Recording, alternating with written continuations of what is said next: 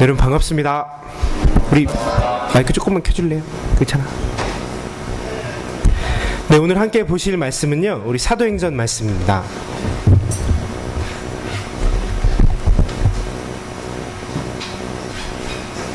사도행전 24장 1절에서 5절까지 말씀입니다. 사도행전 24장 1절에서 5절까지 말씀입니다.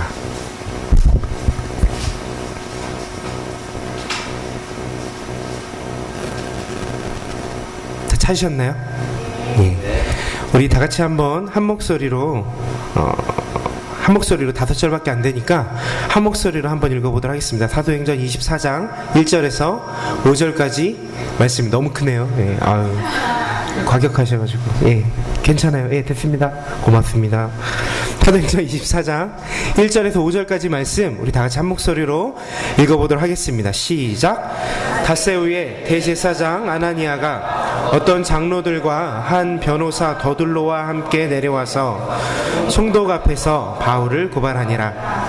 바울을 부르매 더둘로가 고발하여 이르되, 벨릭스 각하여, 우리가 당신을 힘입어 태평을 누리고 또 이 민족이 당신의 선견으로 말미암아 여러 가지로 개선된 것을 우리가 어느 모양으로나 어느 곳에서나 크게 감사하나이다.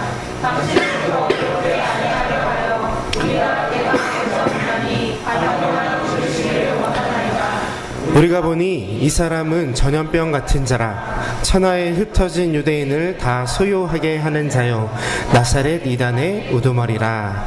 아멘. 예, 오늘은 이 사도행전 24장 1절에서 5절 말씀을 가지고 전염병 보균자라는 제목으로, 예, 너무 과격한가요?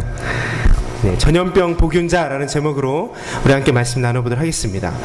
저는 영화를 참 좋아합니다. 요새는 극장들도 많이 생겨가지고 우리 극장에 가서 영화를 많이 보고요. 뭐 3D 이런 것도 생기고 4D 이런 것도 생겨가지고 한 번 봤는데 막 바람도 나오고 냄새도 나고 막 이런 것도 있더라고요. 하지만 한 10년 전만 해도 우리가 그렇게 영화를 이렇게 손쉽게 접할 수 있는 기회는 많이 없었던 것 같습니다. 뭐 이렇게 자주 보러 다니시는 분들도 계셨겠지만 저는 극장에 잘 안 갔어요. 그리고 조금 더 가보면 저는 중학교 정도부터 참 영화를 좋아했는데 그때는 극장에 어떻게 갈 수도 없고 오늘 지금처럼 이렇게 컴퓨터를 통해서 영화를 보기도 참 어려웠던 것 같습니다. 제가 막 대학생이 되었을 그 무렵 2000년도 2001년도부터 처음으로 제가 이제 컴퓨터로 영화를 다운받아가지고 볼 수 있는 그런 일들이 좀 시작된 것 같아요. 그 전까지는요, 생각해보면 비디오 가게들이 그렇게 많았습니다. 그래가지고 비디오 가게 가서 이제 비디오를 빌려서 집에 와서 비디오를 보고 또 갖다주고, 안 갖다주면 막 전화가 많이 오죠. 그 신작들은. 보고 싶은 것들은 또 미리 예약해서 보고 뭐 이랬던 것 같아요. 그렇게 영화를 보곤 했습니다. 그런데 그 비디오를 보면요, 비디오로 영화 보신 분? 야, 다행이네요. 감사합니다. 그 비디오로 영화를 보면요, 앞에 시작하기 전에 광고가 있습니다. 여러분 혹시 기억하시는지 모르겠는데, 영화에 따라 어떤 영화는 일단 어린이들은 보시면 안 됩니다, 이런 나이 제한 광고가 나오고, 그 다음에 나오는 광고가 뭐냐면요, 요즘 생각하면 참 웃음이 나올 법한 그런 애니메이션으로, 만화로 만들어진 광고였는데 내용은 이렇습니다. 뭐 비디오 불법 유통을 하면 안 됩니다. 복제를 하면 안 됩니다. 공공장소에서 틀어주면 안 됩니다. 이런 얘기를 하면서 뭐라고 얘기하냐면, 비디오의 불법 유통과 복제는 전쟁, 호환, 마마보다 무서운 일입니다. 기억나세요? 예. 이런 광고가 나옵니다. 다행이네요, 여러분. 공감해 주셔서. 예. 호환이라는 말은요, 호랑이한테 물려 죽은 그런 재앙을 호환이라고 얘기합니다. 그럼 마마는 뭘까요? 수두? 예. 마마는요, 바로 천연두라는 병입니다. 천연두라는 병이 얼마나 무서웠으면 비디오 복제하지 말라고 광고하면서 비디오 복제하는 것은 천연두만큼이나 무서운 일입니다 라고 이야기하고 있는 겁니다. 이 천연두라는 병은요, 인류를 끊임없이 위협해왔던 그런 병입니다. 기원전 BC 1000년경에 이집트의 한 파라오의 시신이 발견됐는데 그 시신의 사인이 천연두로 밝혀졌답니다. 그러니까 최소한 기원전 1000년 전부터 천연두는 인류에게 존재하고 있었던 겁니다. 신대륙이 발견되는 시기에 유럽에서 신대륙으로 이 천연두가 전파돼서요, 원주민의 95%가 죽었답니다. 그리고 지금까지 총 전 세계 5억 명의 인구가 이 천연두라는 전염병 때문에 죽게 되었답니다. 종두법이 발견되지 않았으면 아마 인류는요, 이 천연두 때문에 몰살당했을지도 모르겠습니다. 여러분, 종두법 주사 다 맞으셨죠? 불주사라고 옛날에는 했는데 BCB 접종인가요? BTB 접종인가요? 여기 왼쪽에 팔에 다 맞으셨죠? 다 맞았어요. 아닌 게 아니라 맞았습니다, 정재자매님. 까볼 수도 없고, 예. 다 맞으셨어요. 예. 이 종두법이 개발되지 않았다면 정말로 심각한 위험이 있었을 그런 병입니다. 아직도 백신을 맞지 않으면 무섭고 심각한 병입니다. 천연두는 그 전염률도 빠르고 이 치사율도 높은 그런 무서운 병입니다. 전염병 하면 또 무서운 유명한 그런 전염병이 있죠. 이 병은요, 중세시대의 유럽 인구의 3분의 1을 한 번에 죽였던 병입니다. 대략 3천만 명가량이 한 시기에 죽게 만든 그런 병입니다. 이 전염도가 너무 심하니까 전염을 우려해서 성 밖에 격리시키고 일정한 장소에 격리시키고 그들을 학살하는 일까지 일어났던 그런 심각한 병입니다. 어떤 병일까요? 예, 흑사병입니다. 일명 패스트라고 하죠. 쥐를 통해서 전염되는 흑사병이 있습니다. 이 흑사병은요, 흑해 지역에서 제네바로 향하는 무역선을 통해서 유럽 땅으로 전파되었다고 합니다. 그리고 겨우 3년 만에 온 유럽에 퍼졌다고 합니다. 당시의 교통수단을 생각하면 3년 만에 그 넓은 유럽 땅이 다 흑사병에 전염된 건요, 엄청난 일입니다. 이 흑사병도 역시 전염 속도가 엄청나게 빠르고 또 치사율도 엄청나게 높았던 그런 심각한 병입니다. 오늘날의 흑사병이라고 불리는 병이 있습니다. 너무나 우리가 잘 알고 있는 병인데요, 바로 에이즈입니다. 예. 후천성 면역 결핍증이라고 하죠. 이건 뭐 더 이상 설명하지 않아도 우리 모두가 잘 알고 있는 전염병입니다. 대략 4천만 명이 지금 현재 감염자로 추정되고 있고요, 현재까지 2,500만 명 정도가 이 에이즈 때문에 죽었다라고 추정하고 있습니다. 그래도 아직까지는 천연두가 최고죠, 그죠? 5억 명이 죽었으니까 총. 예. 그 외에도요, 치사율의 부분에서 최고를 자랑하는 병이 있습니다. 인류 역사상 이제까지 나온 전염병 중에 이 병이 치사율 최고랍니다. 이 병에 걸리면요, 일주일 내에 90% 이상이 사망합니다. 엄청난 치사율이죠. 뭘까요? 에볼라 바이러스입니다. 들어보셨죠? 그죠? 에볼라 바이러스라는 병인데 중앙아프리카 지역에서만 수천 명이 사망했다고 합니다. 이 병에 걸리면 4, 5일 동안 너무 괴로워하다가 대다수의 사람들이 내장이 다 녹아버린대요. 내장이 파열되고 내장이 흐물흐물하게 녹아버려가지고 피부가 흐물흐물해지면서 일주일 안에 사망하게 되는 그런 무서운 병입니다. 치사율이 90% 이상이래요. 정말로 다행인 것은 전염률이 낮습니다. 예. 전염이 안 되는 건 아니지만 전염은 되지만 전염률이 낮아가지고 그나마 높은 치사율에도 불구하고 아직까지 많은 인구가 죽지는 않았던 것 같습니다. 하지만 너무나 높은 치사율 때문에 이 병 때문에 영화도 여러 나왔죠. 뭐 아웃브레이커라는 영화나 뭐 우리 브루스 윌리스가 주연한 12 몽키즈 아세요? 그 영화? 제가 고등학교 때 봤는데, 제가 고등학교 때니까 좀 오래됐죠, 그죠? 공감이 안 되시네요, 영화가, 그죠? 12 몽키즈라는 그런 영화들을 비롯해서 이 에볼라 바이러스를 다룬 그런 영화들도 참 많습니다. 여러분 어떠세요? 무섭죠, 그죠? 심각한 바이러스들만 제가 이렇게 전염병들만 나열했는데 여러분 감사하세요. 이런 전염병의 위협에도 여러분 건강하게 이 자리에 앉아 계신 여러분, 하나님의 은혜로 아시고 감사하는 삶을 사시기 바랍니다.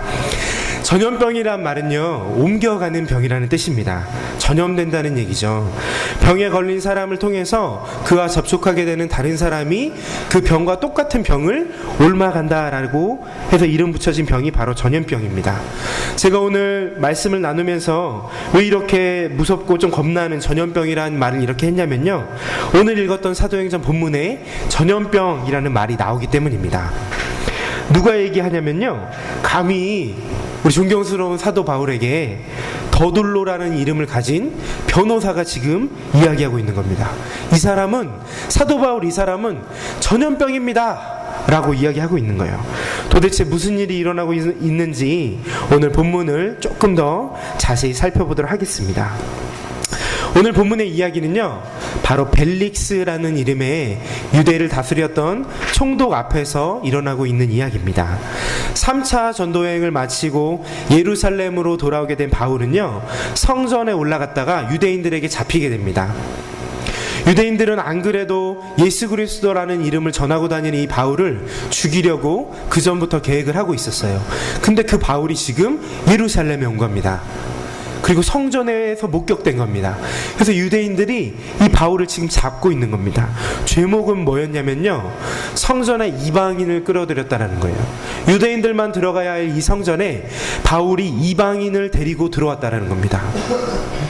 에베소 사람을, 실제로 바울은 그런 적이 없어요. 근데 에베소 사람을 데리고 예루살렘 시내를 돌아다녔을 뿐인데 바울을 잡으려고 어떻게 하면 꼬투리를 잡을까 고민하던 유대인들은 이 에베소 사람을 바울이 성전에도 데려갔어 라고 모함을 하고 지금 바울을 잡고 있는 겁니다. 그리고 지금 수많은 유대인들이 모여서 바울을 죽이려고 하고 있는 상황입니다. 그런데 그렇게 요란한 소동이 일어난 덕분에 바울은 오히려 죽지 않게 돼요. 요란한 소동이 일어나고 수많은 유대인들이 모였기 때문에 오히려 그 당시 이스라엘을 통치하고 있던, 팔레스타인을 지배하고 있던 로마 군대가 바울을 잡아갑니다. 그냥 군중들이 폭동으로 바울을 죽이면 안 되니까 로마 군인이 지금 이 바울을 잡아가는 겁니다. 그런데 이 와중에도요, 바울은 참 담대한 사람입니다. 자기가 로마 군대에 끌려가는 상황 중에서도 바울은 자기를 잡아가는 로마의 천부장에게 부탁을 합니다. 내가 한마디만 하게 해달라. 그래서 바울은 높은 곳에 올라가서 방금 전까지 자기를 잡고 있었던 그 수많은 유대인들에게 뭘 하죠? 여러분, 잠을 깨세요. 예. 잠을 깨세요. 우리 비빔밥이 너무 많이 씻으셔서 주시는 것 같은데 주시면 안 돼요. 한가운데 앉으셔서 주시면 안 됩니다. 예. 무슨 얘기까지 말았죠? 예, 성벽에 올라가서 자기를 죽이려고 했던 그 수많은 유대인들 앞에서 예수 그리스도의 이름을 전하는 겁니다. 자기가 어떻게 해서 유대인으로 살다가 바리새인으로 살다가 예수 그리스도를 믿게 되었는지에 대해서 이야기하기 시작한 겁니다.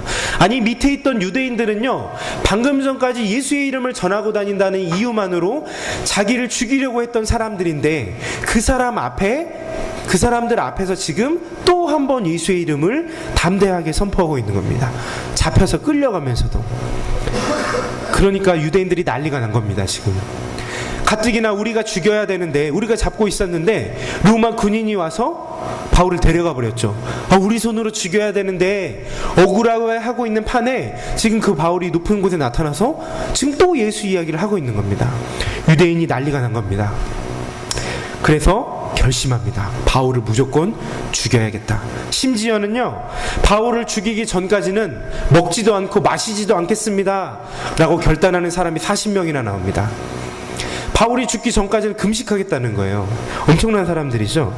이렇게 바울을 꼭 죽여야겠다고 유대인들이 생각하는 겁니다. 자, 이런 상황 속에서 만약에 바울이 그 유대인들의 손에 죽게 되면요, 로마 군대 천부장은 곤란한 상황에 처하게 됐습니다. 왜 그럴까요? 바울이 로마 시민권자임을 밝혔기 때문입니다. 이거 로마 시민권자는 재판을 받고 죽여야 되는데, 재판을 잡고 형을 집행해야 되는데, 이 유대인들이 폭동을 일으켜서 혹여나 돌을 던져서 바울을 죽여버리면 이 로마 군대의 천부장이 곤란해지는 상황이 이른 겁니다. 그래서 고민하다가 이 천부장은 어떤 선택을 하게 되냐면 예루살렘에 있던 이 바울을 가이사랴라는 도시로 보내게 됩니다. 이 가이사랴라는 도시는요, 그 당시 로마에서 보낸 유대 전체를 다스리는 총독이 거주했던 곳입니다. 그 총독이 누구라고요?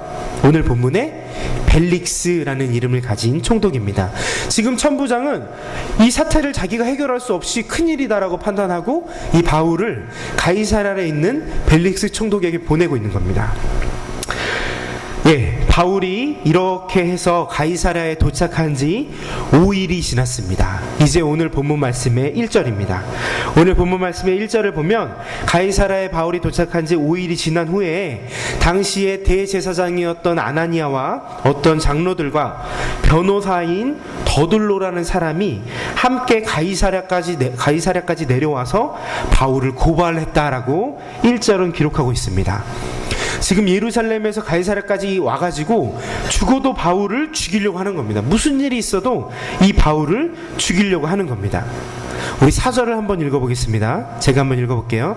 당신을 더 괴롭게 아니하려 하여 우리가 대강 여짜옵나니 관용하여 들으시기를 원하나이다.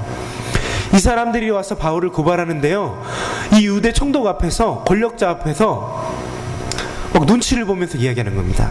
이 4절 말씀은 무슨 말이냐면, 너무 짜증나시죠? 이런 일들이 있어 너무 짜증나시죠? 그러니까 우리가 간단하게 말씀드리겠습니다. 관용함으로 들어주세요. 우리가 한마디로 얘기하겠습니다 라고 이야기하는 겁니다. 그리고 나서 한마디로 바울을 고발하는 것이 바로 오늘 본문의 5절 말씀입니다. 우리 졸음을 깨우는 의미로 5절 말씀을 다 같이 한번 읽어보도록 하겠습니다. 시작. 우리가 보니 이 사람은 전염병 같은 자, 수사의 병이 유대인을 다 소유하게 하는 자요, 가사의 인간의 우두머리라. 아멘.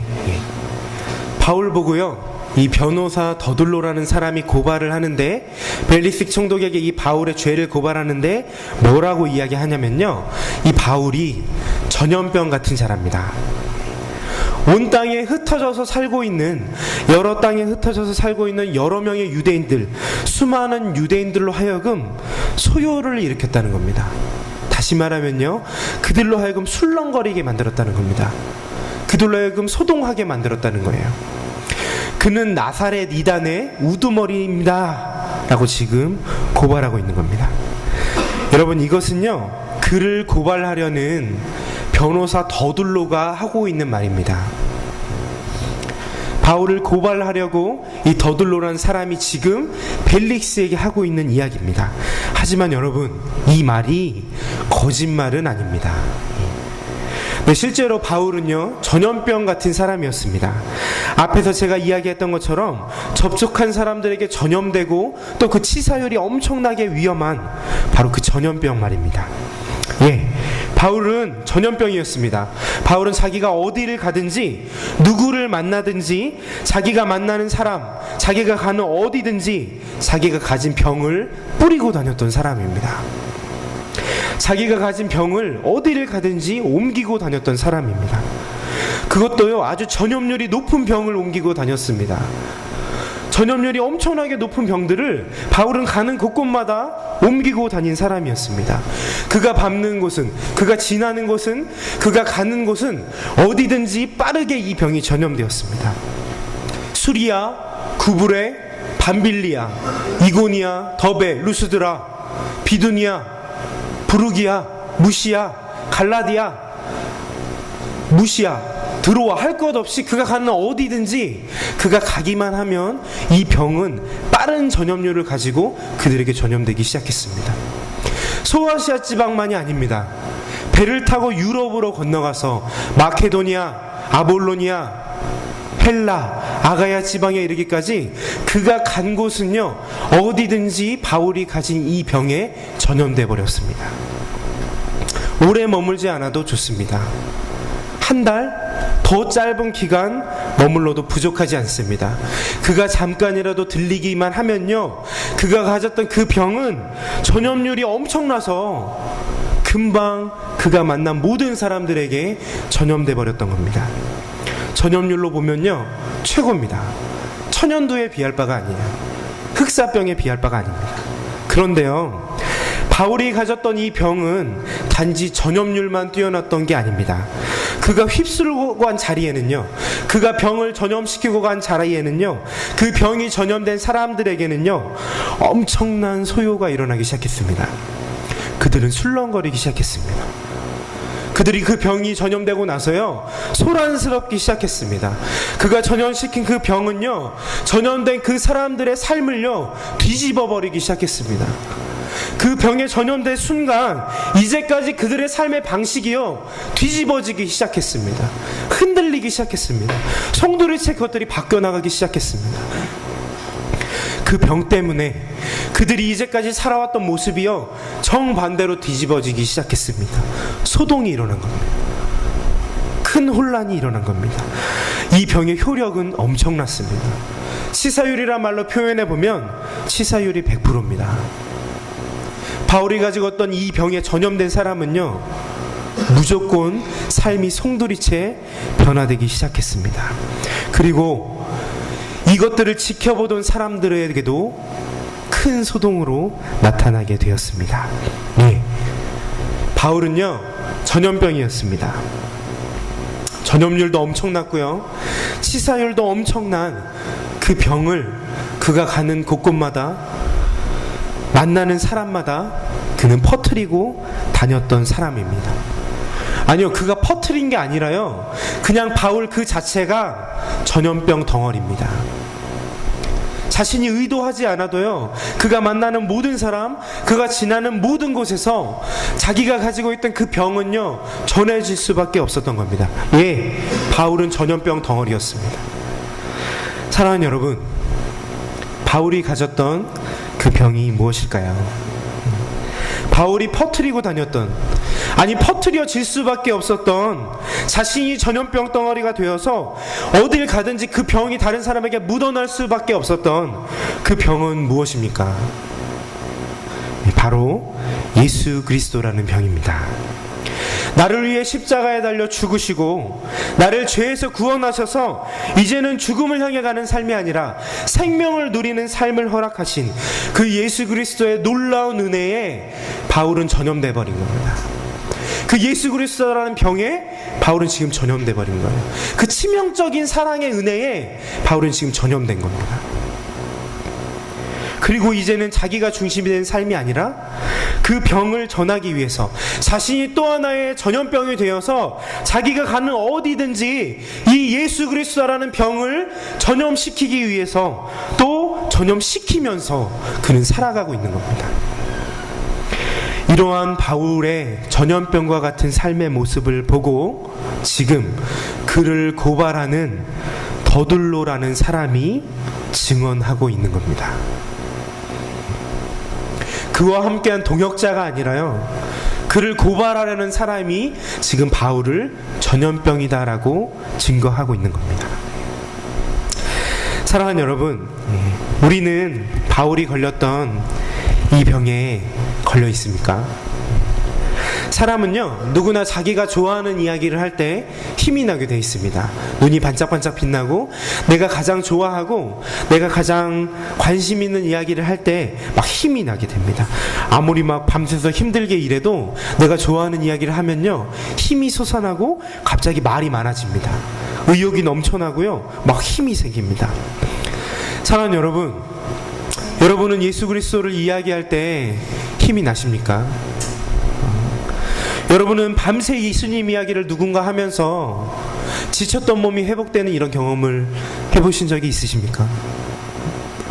정말로 나의 인생이 피곤하고 힘든데, 어렵고 너무나 힘든 상황 가운데 있는데 내가 만나게 된 누군가와 내가 믿는 예수 그리스도에 대한 이야기를 하면서 여러분의 어그러진 삶들이 회복되어지고 여러분의 바닥을 치고 쓰러졌던 그 힘들이 회복되는 경험이 있으십니까?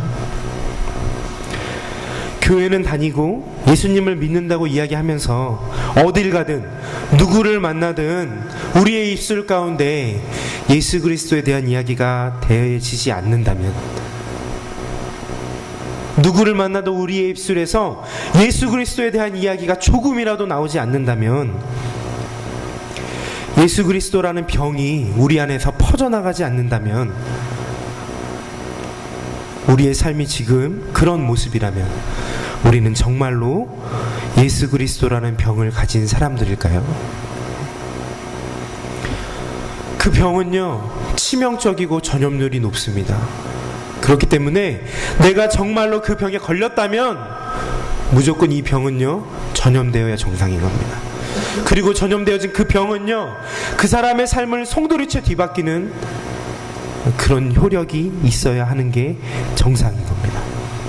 그렇다면 여러분, 우리의 삶이 그렇지 않다면 혹시 우리가 그 병에 걸려 있지 않은 건 아닐까요? 입으로는 예수님 믿는다고 이야기하지만 우리가 정말로 예수님 믿는 삶을 살아가고 있지 않는 건 아닐까요? 그 치명적인 사랑에 우리가 전염되어서 우리의 삶이 송두리째 움직여진 게 아니라 아직도 수박 겉핥기처럼 조금씩만 예수님을 믿고 있는 건 아닐까요? 그래서 우리가 만나는 어떤 사람도 우리의 입술을 통해서 예수님에 대한 얘기를 듣기 어렵고, 아무리 이야기를 해도 내 입에서 나오는 이야기는 예수 그리스도에 대한 이야기가 아니라, 십자가에 대한 이야기가 아니라, 복음에 대한 이야기가 아니라 다른 이야기라면 우리가 정말로 예수 그리스도라는 병에 전염되어 있는 사람일까요? 우리가 하는 수많은 모임들, 우리가 가지는 수많은 교제들 속에서 우리가 예수님의 이야기보다 다른 이야기들을 하고 있다면, 일상적인 이야기를 하고 있다면 우리가 예수 그리스도라는 병에 걸렸다고 할 수 있을까요? 오해하지 마세요, 여러분. 매 순간을요 예수님 이야기만 하라는 얘기는 아닙니다. 하지만 적어도 우리의 삶 속에서 예수님의 이야기가 되어지고 있지 않다면 우리는 돌아봐야 할 문제인 것 같습니다. 오늘 점심을 먹으면서 한 가지 일이 있습니다. 점심을 먹다가 제가 좀 혼났어요. 왜 혼났냐면, 나무랑 얘기를 하는데 제가 이제 수련회에 대한 얘기를 얘기하다가 모든 사람들이 저에게 화살을 던지며 밥 먹는데 왜 그런 얘기를 하냐. 저는 생각했습니다. 물론 제가 잘못했죠, 그죠? 밥 먹는데 편안한 얘기를 해야겠구나 반성을 했어요. 그런데 한편으로 드는 생각은 이겁니다. 왜 우리는 밥 먹을 때 그런 이야기를 하면 안 될까요? 그게 마치 일처럼 느껴져서 그런 거 아닐까요? 예수님에 대한 이야기, 수련에 대한 이야기, 교회에 대한 이야기, 이런 이야기들이 우리에게 일처럼 다가오는 건 아닌가요? 우리에게 뭔가 부담이 되어서 우리에게 오는 건 아닌가요? 그러니까 밥 먹을 때는 그냥 편안하게 다른 이야기 하는 게 좋지 않느냐. 제가 그래서 제가 했던 행동이 옳다고 이야기하는 건 아닙니다. 물론 배려하지 못한 저의 잘못이지만 이 부분은 분명히 우리가 고민해 봐야 할 부분입니다. 왜 밥 먹으면서 우린 자유롭게 예수님에 대해 이야기하지 못하고, 우리가 하나님의 기쁨을 되기 위해 가는 수련회들, 이런 이야기들 하지 못하고 왜 그것들은 우리에게 부담으로 다가올까? 돌아봐야 할 문제인 것 같습니다. 여러분, 무엇이 병일까요? 예수 그리스도라는 병에 걸려 있는 게 병일까요? 아니면 우리 안에 예수 그리스도라는 병이 없는 게 진짜 병일까요? 실상 우리의 모습이 우리 안에 예수 그리스도가 없는 모습이라면 그것이 정말 우리가 병에 걸려 있는 상태일 겁니다. 예수 그리스도라는 병이 아니라 죽음을 향해 가는, 생명이 없는 그런 병에 걸려 있는 걸 겁니다. 사랑하는 여러분, 말씀 마무리합니다. 정신 차리세요. 우리 모두 바울과 같은 병에 걸렸으면 좋겠습니다. 우리 모두가요 전염병자가 되었으면 좋겠습니다. 우리가 먼저 그 치명적인 사랑에 전염돼서 살아갔으면 좋겠습니다. 그래서 우리의 삶이 먼저 소동하여지고 뒤집어지고 모든 것이 송두리째 바뀌는 그런 예수 그리스도라는 병의 효력이 우리의 삶 가운데 먼저 일어났으면 좋겠습니다. 그리고 예수 그리스도는, 우리가 가진 예수 그리스도는 그 병이요 우리를 통해서, 우리가 만나게 되는, 우리가 가는 곳 어디든지 우리를 통해서 그 병이 전염되어졌으면 좋겠습니다. 사랑하는 여러분, 말씀을 마무리하겠습니다. 우리 모두가 예수 그리스도라는 전염병의 복균자가 되기를 소망합니다. 다 같이 한번 기도하고 우리 마치도록 하겠습니다. 오늘 시간에 기도할 때요 딱 한 가지만 놓고 같이 기도했으면 좋겠습니다. 뭐라고 기도하시냐면, 말씀 가지고 간단하게 기도했으면 좋겠습니다. 주님, 우리가 예수 그리스도라는 병에 걸리기 원합니다. 바울이 예수 그리스도라는 병에 걸린 이후에 자신의 삶의 모든 것이 예수 그리스도에 초점 맞춰졌듯이 그가 무엇을 하든지 예수님을 위해서 예수님에 대한 이야기를 했듯이 우리의 삶도 좀 그렇게 되었으면 좋겠습니다. 우리의 삶이 먼저 예수 그리스도는 병으로 인해 변화되길 원하고, 우리의 삶을 통해서 우리가 접하는 사람들과 우리가 만나게 되는 모든 사람들이 그 예수 그리스도라는 그 이름을 함께 전염될 수 있는 그런 삶을 우리가 살기 원합니다. 우리 이것들을 다 같이 한번 기도하신 후에 우리 마치도록 하겠습니다. 기도합니다.